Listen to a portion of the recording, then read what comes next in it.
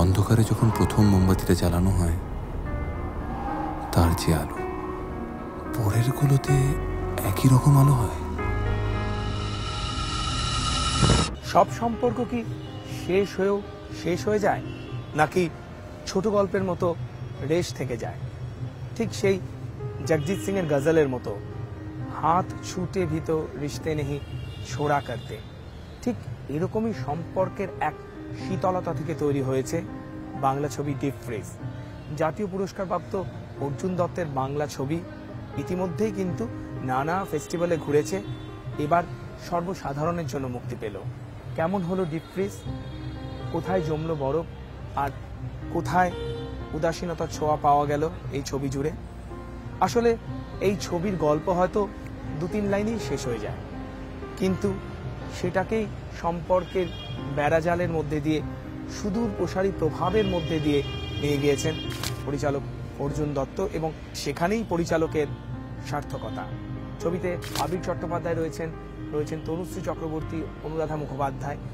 ত্রিকোণ প্রেম বলা যায় না, কিন্তু সম্পর্কের শীতলতা থেকে তৈরি হওয়া বলা যেতে পারে এক এমন গল্প যা আজকের দিনে অত্যন্ত প্রাসঙ্গিক। ডিপ ফ্রিজ আজকের দিনে দেখো, রেলিভেন্স, সম্পর্কের গল্পের তো রেলিভেন্স সবসময় থেকে যাবে। সম্পর্ক নিয়েই তো মানুষের সাইকোলজিক্যাল সম্পর্ক নিয়েই তো পুরো ভাঙা গড়া সবটাই।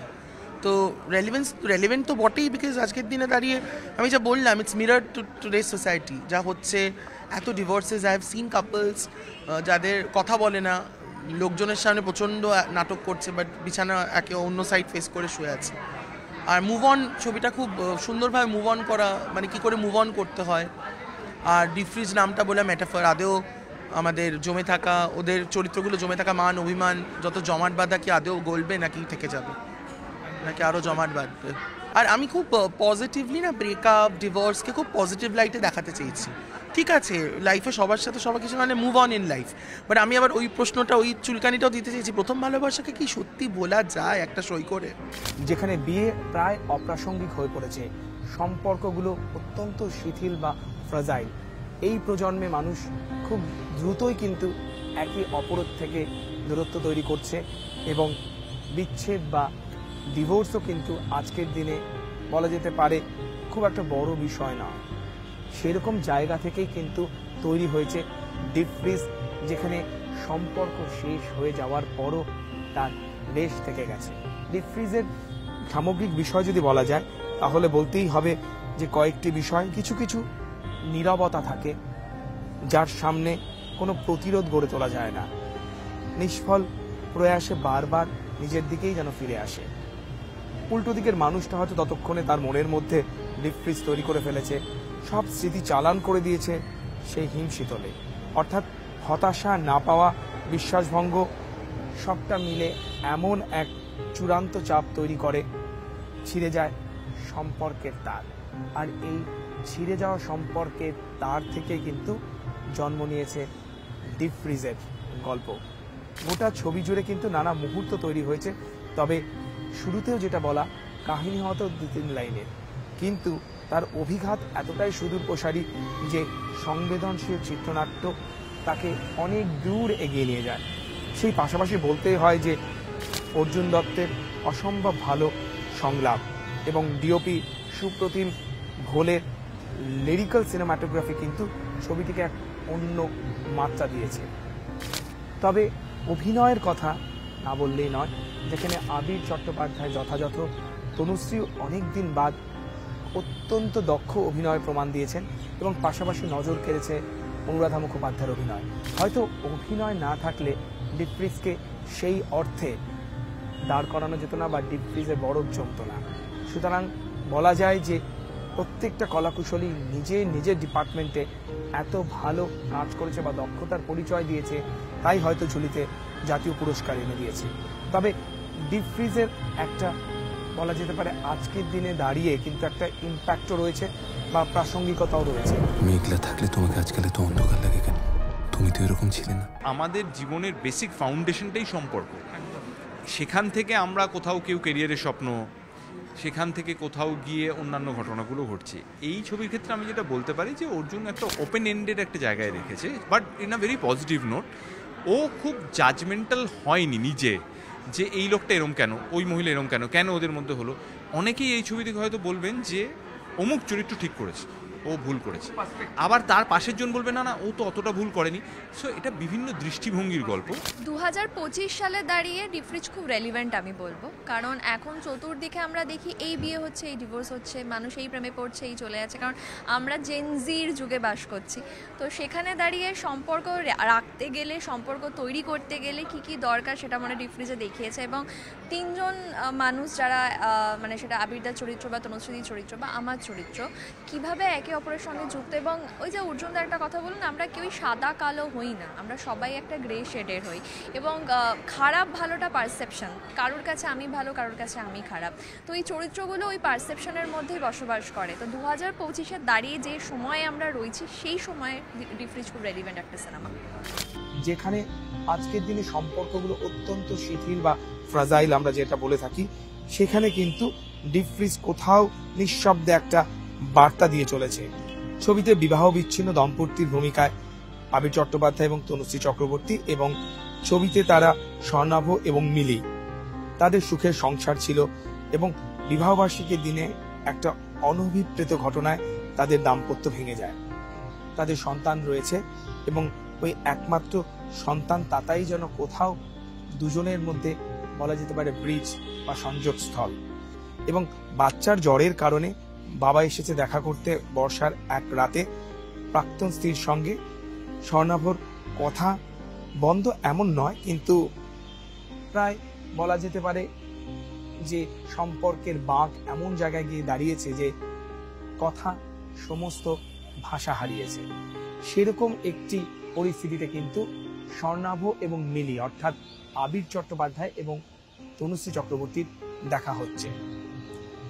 এখান থেকে গল্প এগোয় এবং গল্পে যে দ্বিতীয় চরিত্র রয়েছে অর্থাৎ স্বর্ণাভর বর্তমান স্ত্রী রঞ্জা, সে একটা গুরুত্বপূর্ণ কোণে দাঁড়িয়ে রয়েছে।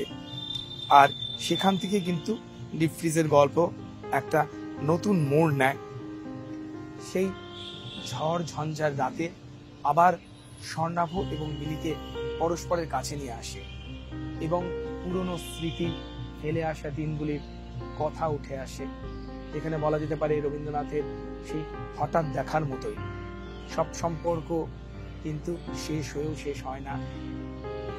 আমরা কবিতায় যেমন শুনি, আমাদের যে দিন গেছে তা কি একেবারেই গেছে? হয়তো একেবারে যায়নি। এই জন্যই হয়তো ডিফ্রিজের মতো গল্পের বা ডিফ্রিজের মতো ছবির আমরা দেখতে পাচ্ছি যে প্রয়োজনীয়তা রয়েছে, যেখানে মানুষকে ভাবাবে এবং মানুষকে আবেগতাড়িত করে নিয়ে যাবে এমন রাস্তা বা সরণি বেয়ে যেখানে উঠে আসবে ফেলে আসা দিনগুলি অনেক না বলা কথা। এবং গল্পের মধ্যে তেমনটাই দেখা গিয়েছে। সেই রাতে এক সময় মিলি জিজ্ঞেস করে যে আমার জায়গায় তুমি হলে কি করতে? আমার জায়গায় থাকলে তুমি কি করতে? এবং স্বর্ণাভর উত্তর, যাই হয়ে থাক, থেকে যেতাম। এই উত্তরটাই হয়তো কোথাও ডিফ্রিজকে একটা অন্য জায়গায় বা অন্য মাত্রায় পৌঁছে দিয়েছে। এরকম কি হয় কিছু জায়গায় থেকে গেলে হয়তো সম্পর্কগুলো আর একটু ভালো পরিণতি পায়? নানা প্রশ্ন কিন্তু দর্শকদের দিকে ছুড়ে দিয়েছে পরিচালক অর্জুন দত্ত। কিন্তু ছবি যে নিজের ক্রেডিটে জাতীয় পুরস্কার ছিনিয়ে এনেছে তা এক কথায় বলাই বাহুল্য। কারণ আজকের দিনে এরকম সম্পর্কের গল্প আমরা মনে করি অত্যন্ত প্রাসঙ্গিক, যেখানে সম্পর্কগুলো আবারও বলা অত্যন্ত ভঙ্গুর। এরকম জায়গা থেকে কিন্তু ডিফ্রিজের গল্প এগিয়ে যায় এবং ক্লাইম্যাক্সে এসে গল্প এমন মোড় নেয় যার ব্যাপ্তি বলা যেতে পারে সুদূর প্রসারী। ডিফ্রিজ ছবিটি আজকের দিনে খুব প্রাসঙ্গিক, যেখানে হয়তো আমরা শুনতে পাই যে সম্পর্কগুলো খুব ফ্র্যাজাইল। আজকাল খুব সহজেই শুনতে পাই যে বিয়ে ভেঙে যাচ্ছে, বিয়েটাকে অত গুরুত্ব দেওয়া হয় না বা ডিভোর্সটাকে অত গুরুত্ব দেওয়া হয় না। সেটা ঠিক না ভুল সেই মানসিকতাটা সেই তর্কে যাচ্ছি না, কিন্তু শোনা যায় বিষয়টা।